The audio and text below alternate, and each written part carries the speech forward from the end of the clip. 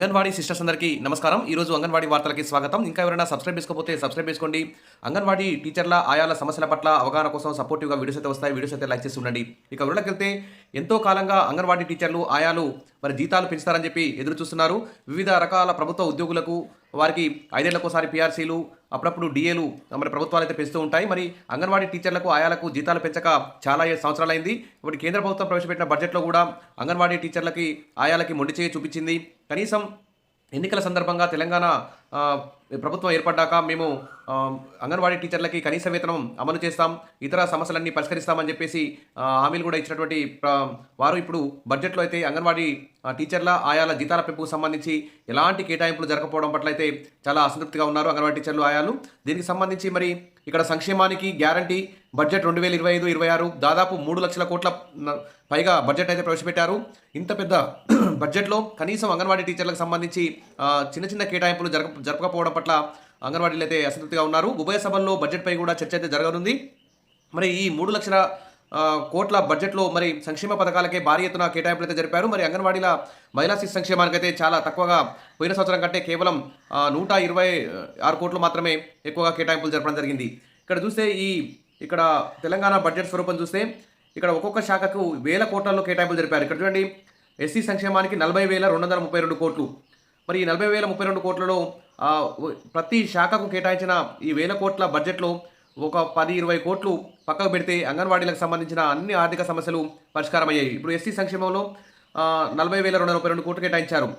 ఈ 232 కోట్లలో ఒక 32 కోట్లు పక్కన పెడితే తర్వాత పంచాయతీరాజ్ శాఖకు 31,605 కోట్లు.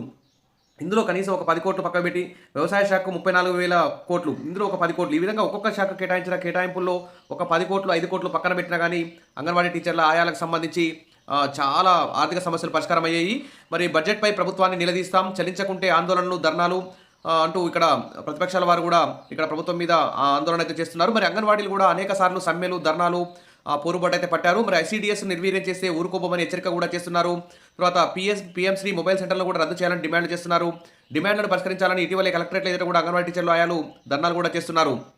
మరి అంగన్వాడీల న్యాయమైన డిమాండ్లను పరిష్కరించాలని చెప్పేసి ఇక్కడ సిపిఎం రాష్ట్ర కార్యదర్శి జాన్ వెస్లీ కూడా డిమాండ్ అయితే చేశారు. సమస్యల పరిష్కారం కోసం తర్వాత ఉద్యోగ భద్రత, కనీస వేతనాల పెంపు, PF, ESI, pension, insurance, VRS, తర్వాత రిటైర్మెంట్ బెనిఫిట్స్ తదితర సమస్యల కోసం పరిష్కారం కోసం మరి బడ్జెట్లో నిధులు కేటాయిస్తే బాగుండేది. ఇప్పటికైనా మరి బడ్జెట్ని పునఃసమీక్షించి మరి బడ్జెట్లో ఐసీడీఎస్ శాఖకు భారీ ఎత్తున నిధులు కేటాయించాలని చెప్పేసి డిమాండ్ అయితే చేస్తున్నారు. ఇక అప్గ్రేడ్ అయిన మినీ అంగన్వాడీలకు కూడా మెయిన్ అంగన్వాడీ జీతం రాకుండా మినీ అంగన్వాడీ జీతాలే ఇస్తున్నారు.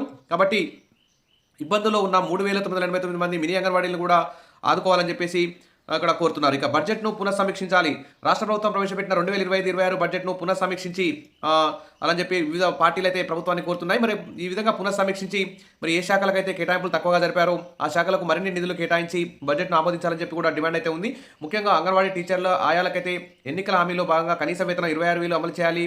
ఇతర పెండింగ్ బిల్స్ కూడా విడుదల చేయాలి. అదేవిధంగా జీతాలు కూడా ప్రతి నెల మొదటి తేదీన వచ్చే విధంగా చూడాలి.